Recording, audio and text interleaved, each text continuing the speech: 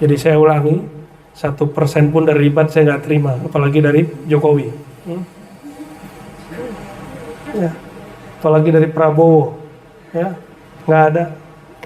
Kita sampai sekarang masih tutup pintu.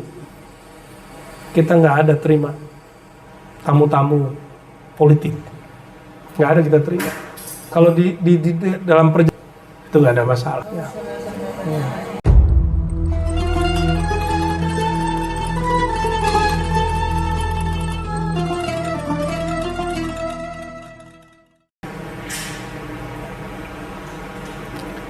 Wala yaqbal hadayahum, nggak mau terima. Ya. Nah kita kalau level-level itu sebelumnya kita juga coba kok, ya. Nggak tahu ke masa depan. Tapi kemarin diundang untuk apa? Untuk acara pesta, kita nggak datang. Ya. Karena bagi kita nggak penting juga. Ya. Tapi kalau semua orang begini, ya, terus nggak mau datang ke raja, siapa yang didik raja? Maka mesti ada ulama salatin. Ulama salatin, ulama sultan, bukan berarti ulama su. Dan itu bisa dicek sendiri dalam Sahih Bukhari. Itu ada Imam Ibnu Syihab Zuhri, dan Sahih Bukhari mu'azamu riwayatihi taduru ala hadzal ism. Jadi berapa persen ya itu biar ada 40% barangkali kalau dihitung. Itu riwayatnya dari ulama salatin, ulama sultan, namanya Ibnu Syihab Az-Zuhri. Sehingga kalau dibaca kitab Syiar Alamin Nubala, kitab Mizan, ya, atau ada istilahnya ulama sultan. Apa kata orang-orang waktu itu? Sulaiman Al-A'mash ulama wong cilik, sedangkan Ibnu Syihab Az-Zuhri ulama raja. Tapi kalau nggak ada dia, Sahih Bukhari kita nggak nikmatin hari ini. Nih kitab Sahih Bukhari yang disyarah setebal ini, syarah ini berkat ada ulama sultan. Ya. Kalau nggak ada ulama sultan, nggak ada pendidikan Islam masuk ke sekolah-sekolah. Jadi mesti ada, tapi mereka harus super hati-hati. Dan alhamdulillah saya bukan PNS dan bukan anggota MUI, bukan juga pengurus ormas. Izan ana rajul hur, dalam nikmat dari Allah ini saya orang bebas. Dosen pun dosen swasta, sama dengan Buya Alda, ya, Buya Aldomi, termasuk Buya Zul Asfi, ini orang bebas. Bukan orang PNS kan Buya? Freeman Buya. Lah, freeman apaan lah gitu. Jadi insya Allah alhamdulillah guru-guru di Ribat, kami orang-orang yang bebas. Kami jika sepakat dengan pemerintah kami sampaikan, jika tidak sepakat kami sampaikan. Jika sepakat dengan satu ormas kami sampaikan, kalau nggak sepakat kami sampaikan, nggak ada urusan. Ya. Kita punya harokah sendiri, punya manhaj yang bersanad kepada baginda Nabi Muhammad Sallallahu Alaihi Wasallam. Ya. Jika tidak sepakat nggak ada masalah, ya. Berarti sanad kita beda. Ya. Itu aja masalahnya. Ya. Ada yang bersanad ke YouTube, ya. Maka kita masuk juga lah, ya teman-teman ini. Dan ini saya kasih tahu, lastu bi buzzer, ya. Saya bukan buzzer. Anda harus tahu itu. Saya bukan buzzer. Saya peneliti, saya penulis, saya juga seorang dosen dan seorang guru tarekat. Nggak ada urusan dengan buzzer. Kalau buzzer udah jelas tuh channel-channel, dan saya tidak punya channel. Ini kan channel antum, bukan channel saya. Ribat Nuraniah ini kan bukan punya saya, punya antum semua ini. Ya. Dan 1% pun jangankan dari pemerintah, dari Ribat pun saya nggak ngambil 1 rupiah. 1 rupiah pun saya nggak ambil. Malah yang ada kita yang ngeluarin. Ya, jadi antum yang habis podcast ini kayaknya ada yang berpikir begitu nih ya. Ya salam suuzon sama gurunya. Alhamdulillah kalau tidak ya. Seandainya suuzon juga nggak apa-apa. Ya. Kapan lagi suuzon mana kan? Itu Buya Aldomi, Buya Asfi. Nggak ada kita gaji. Itu kita cuma beliin bensin dia aja tuh. Nggak ada kita gaji. Ya. Karena itu bagian dari cara Mirkulal kepada Imam Bahauddin Shah Naqsyaband. Itu juga yang saya lakukan. Kenapa lama dia udah dikasih ijazah? Supaya nggak muncul nafsiyahnya. Nih contoh, nih mohon maaf. Antum punya murid nanti, mohon maaf nih. Terus muncul kecemburuan, entar pada pindah semua ke Buya. Ya salam. Kalau nggak dididik kayak kemarin, nanti muncul begitu. Kalau sekarang kan nggak. Sekarang justru murid saya percaya semua ke beliau-beliau ini. Tapi kok ada gitu murid begitu? Kan ada sebelumnya yang sudah lewat loh, udah pergi deh. Dia takut jamaahnya, yang itu jamaah saya juga. Yang kita yang nyuruh kamu ngaji ke sono. Dia takut nanti jamaah itu ngaji ngambil talqin ke saya. Ya salam. Emang aneh jualan talqin bro? Emang talqin berbayar? Ya, ngabisin waktu talqin tuh tahu nggak? Ya, dan bikin capek guru. Kalian tahu? Ya, tawajuh antum itu. Rabituh antum tuh melelahkan guru-guru. Jadi jangan dikira habis talqin terus kami enak-enakan ya, sorry ya. Makanya orang yang nafsiyahnya ringan itu ketika dirobitohin gurunya dia biasa aja. Kenapa? Nafsiyahnya sudah ringan. Itu rahasianya. Kenapa kemudian murid-murid itu oleh guru-guru saya dari dulu dididiknya bertahap. Nggak penting banyak syekh ya. Yang penting satu, tapi kekuatannya sama dengan 100.000. Begitu ngomong nih guru-guru kita, sama dengan 1.000.000. Begitu mereka bicara kepada kita dulu. Ya kita berdoa kepada Allah, semoga Allah meridai pergerakan kita ya. Kalau antum dengar selentingan begitu, saya bukan supaya antum percaya, tapi supaya antum fokus aja ngaji. Makanya kita kalamkan seperti itu ya. Jadi saya ulangi, 1% pun dari ribat saya nggak terima, apalagi dari Jokowi. Ya, apalagi dari Prabowo, ya nggak ada.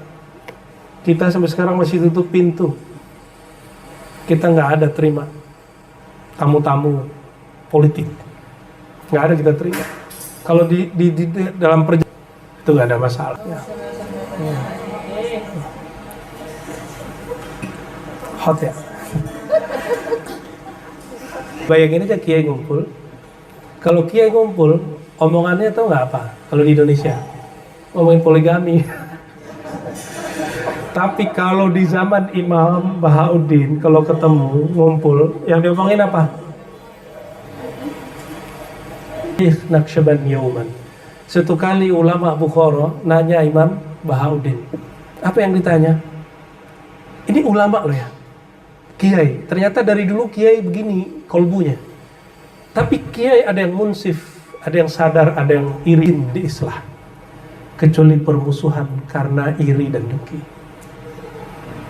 Jadi antum punya kawan terus iri, itu nggak bisa diislah, nggak bisa didamain. Kita mau ngapa-ngapain salah. Kita sapa dia, kita bentak dia. Kita senyum, dikira nyengir. Ya, kita sampaikan salam, dibilang suul adab dia, suruh kirim salam mana gitu. Serba salah orang begitu. Maka orang iri dengki cukup kita berdoa inna na'udzubika min syarri hasidin idza hasad. Ya Allah, kami berlindung kepada Engkau daripada iri orang-orang yang iri dan dengki. Beliau ramai pengikutnya, hatta raja-raja datang ngirimin hadiah ya, tapi beliau nggak terima. Habis diterima beliau kasih ke orang lain ya. Apa yang ditanya? Kaifa yahdurul qalbu fis shalah? Bagaimana supaya hati saya hadir, connect. Kalau bahasa antum, cara khusyuk di dalam sholat. Gimana caranya? Ya. Fa'ajaba Syekh, dijawablah oleh Syekh, hudurul qalbi yubda minal luqmatil halal. Hati yang hadir bersama Allah dimulai dari makan yang halal.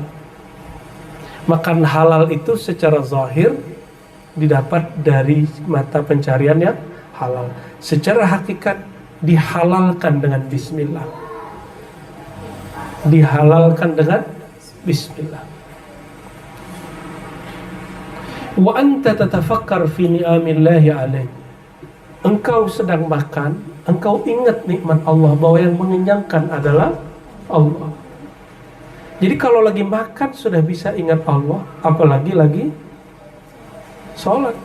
Termasuk nanti bagi yang menikah, melakukan hubungan suami istri, itu lebih indah lagi, lebih lezat daripada orang yang tidak ingat Allah. Ya, yang belum menikah tahan-tahan napas saja.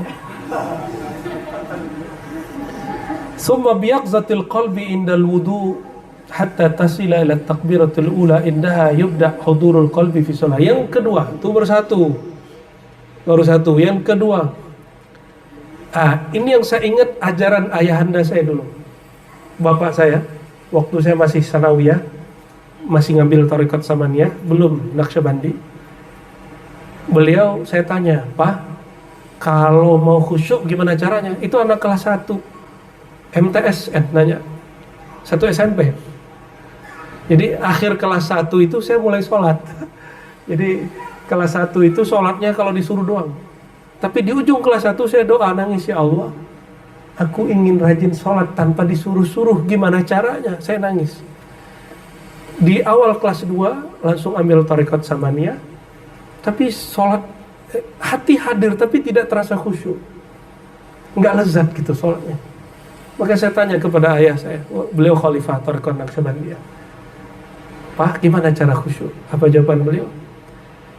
Sholat itu tidak sah tanpa wudhu.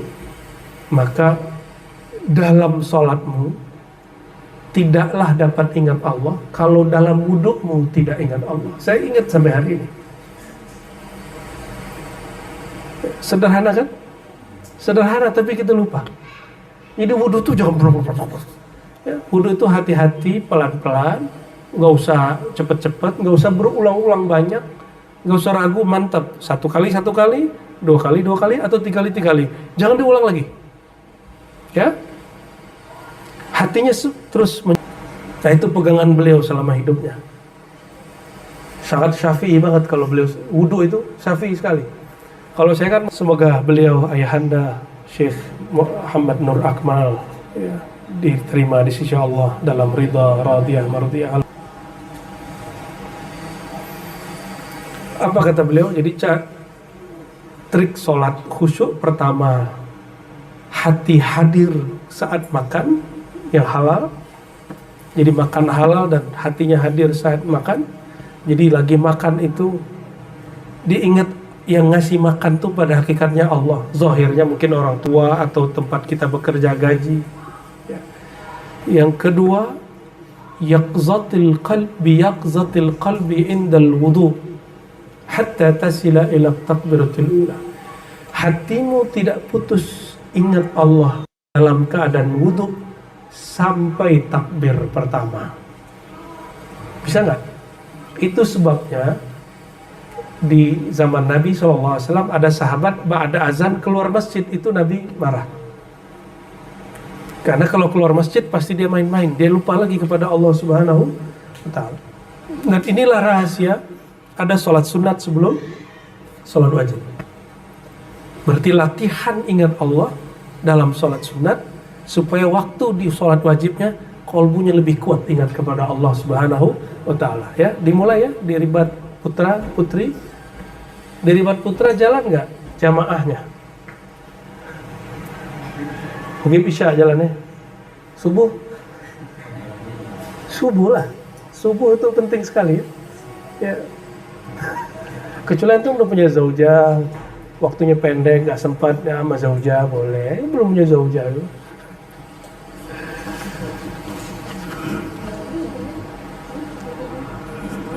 Kalau sudah begitu, yubda hudurul qalbi fi shalah, barulah berbuah, hatinya akan tetap terkoneksi kepada Allah di dalam salat. Jadi kalau diringkas gimana? Cara mencapai khusyuk, caranya gampang. Makan yang halal dan ingat Allah saat makan, dan berwudu dan ingat Allah dalam berwudu. Ingat bagaimana caranya? Kalau lagi makan bisa nyebut nama Allah nggak? Hah? Bisa. Di mana? Di dalam kolbu. Berarti wajib belajar zikir kolbu. Bukan sunat, kan ayatnya jelas. Wazkur rabbaka fi nafsik. Sebut nama Allah di dalam dirimu. Ya. Idza dzukirallah wajilat qulubuhum. Jika disebut nama Allah, kolbunya bergetar. Ilmu menggetarkan kolbu ini wajib dipelajari, bukan sunat. Yang bilang sunat diharamkan khusyuk, berarti dia nggak akan belajar. Sunat kok. Apa dalilnya? Dalilnya tadi. Apa kaidahnya? Ma la yutimmul wajib illa bihi fahuwa wajib. Kesempurnaan sholat dengan khusyuk atau bukan? Maka untuk menyempurnakan khusyuk itu mesti belajar zikrullah. Jadi kalau ada orang nanya, duluan Islam apa tasawuf? Kan ada yang nanya gitu ya. Itu pertanyaan konyol itu. Nggak ada Islam kalau nggak ada tasawuf. Sholat, Islam dia kan sholat. Sholat itu kalau nggak khusyuk dipandang Allah nggak? Allah nggak pandang. Sholat yang kolbunya nggak nyebut nama Allah, Allah nggak pandang. Maka khusyuk, kalau saya mengartikan khusyuk itu 3 level saja. Pertama, khusyuk bidzikri, khusyuk menyebut. Ini yang gampang. Menyebutnya jebut al-adadi ya, masih angka, masih bergerak. Yang kedua, zikir al-huduri. Zikir tapi dia nggak nyebut. Dia cuma ingat. Jika Allah berkehendak memberi dia anugerah, maka Allah berikan rasa dipandang di dalam dirinya. Dipandang oleh kekasih, bikin merindingnya badan. Ya, bisa pingsan loh ya. Orang yang kita suka, kita cinta, tiba-tiba adu pandang, jantung. Itulah wajilat qulubuhum. Jika disebut nama Allah, jika bertemu tatap kolbumu dengan tatap Allah Subhanahu wa taala, barulah bergetar kolbumu. Ya, nikmat ya. Bergetar kolbu itu nikmat sekali. Ya, seperti nikmatnya jatuh cinta itu. Makanya memandang kekasih itu senang banget ya. Ya. Dengerin suaranya senang. Saya dengerin suara dong dibacain sama dia. Mandang dia senang sekali. Itu sebabnya antum nggak bisa mandang langsung, mandang fotonya. Tapi kekasih sejati dia cukup pandang dalam dirinya. Ya. Ana man ahwa ana. Idza ra'aituni nafsi ra'aituha. Kalau aku lihat diriku, aku lihat dia, kata Majnun kepada tentang Laila ya. Belum begitu kita ya.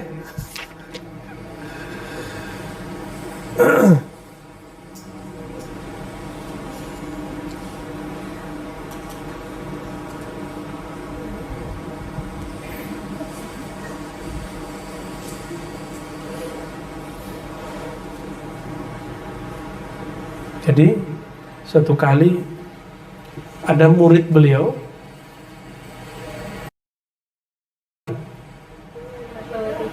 yang ketiganya nggak boleh dijelasin sebenarnya, tapi saya kasih aja ya, makanya saya tutup aja tadi.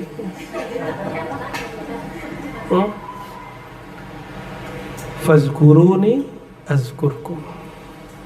Allah sebut kamu. Gimana itu? Kita zikir tapi kita disebut Allah gitu. Segitu aja jelasinnya. Pernah dijelasin di mana? Di Sulsel tuh ada. Cari videonya, nggak bisa diulang hari ini. Karena hal itu turunnya sekali, nggak bisa diulang berkali-kali. Hal rohani, lazahnya baca ayat itu. Fazkuruni azkurkum.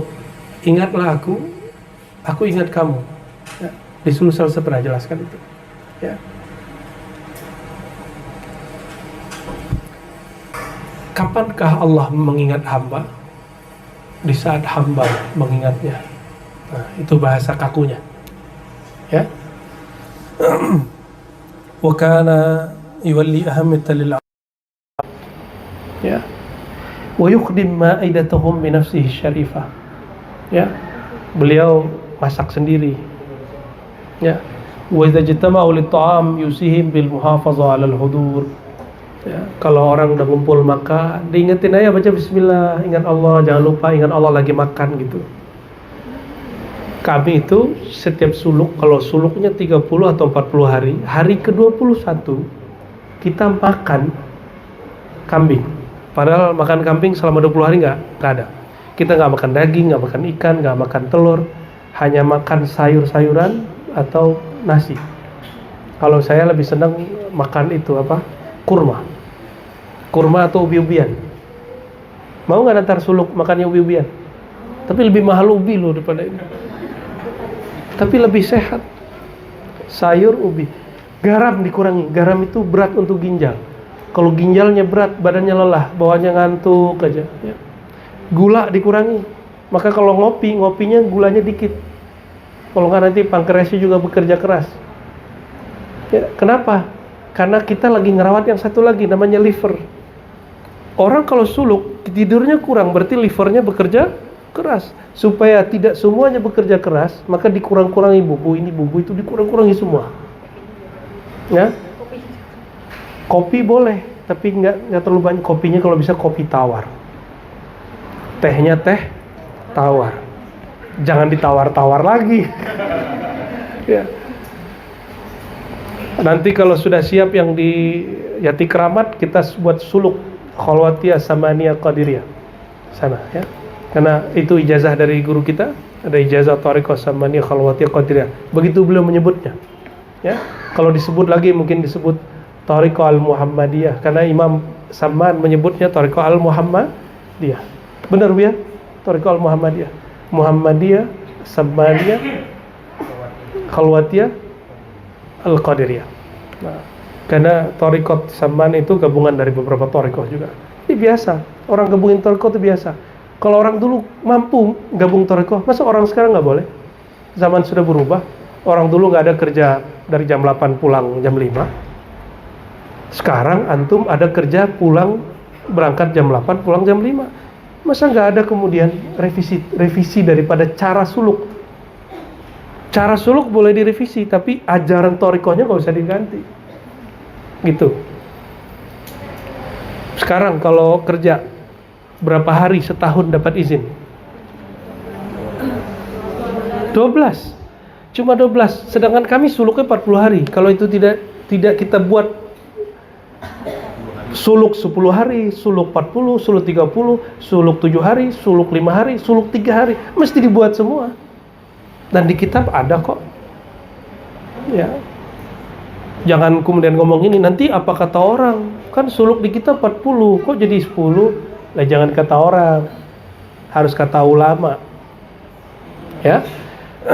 Jadi nggak usah khawatir, nanti ada. Cuma di Naqsyabandi saya tidak buat suluk semalam, nggak ada. Itu hanya ada di Saman ya. 3 hari ada, tapi kita cukup jadi inti Thariqat Samaniyah. Ya. Dan kita sudah izinkan Buya Dr. Aldomi ya, dan Buya Asfi dan Buya Yunal untuk menjadi leader di situ ya. Semoga beliau dikuatkan oleh Allah Subhanahu wa taala. Jadi talqin sekarang jangan minta ke saya lagi.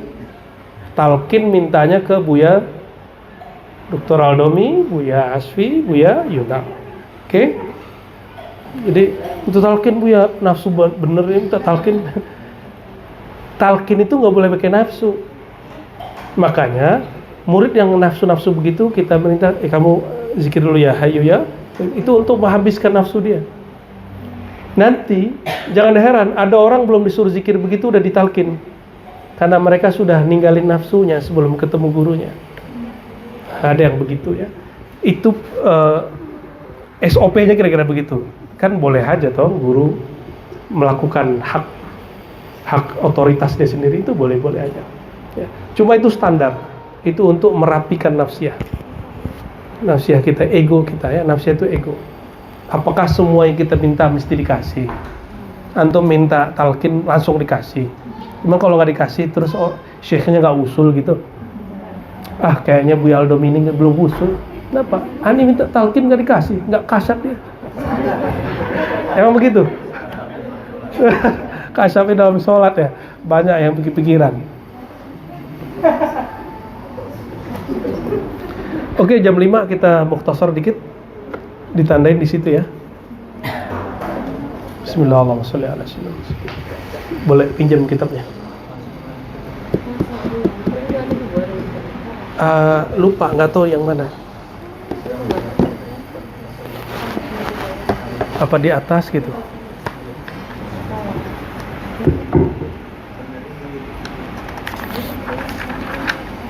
Coretannya ngeri kali.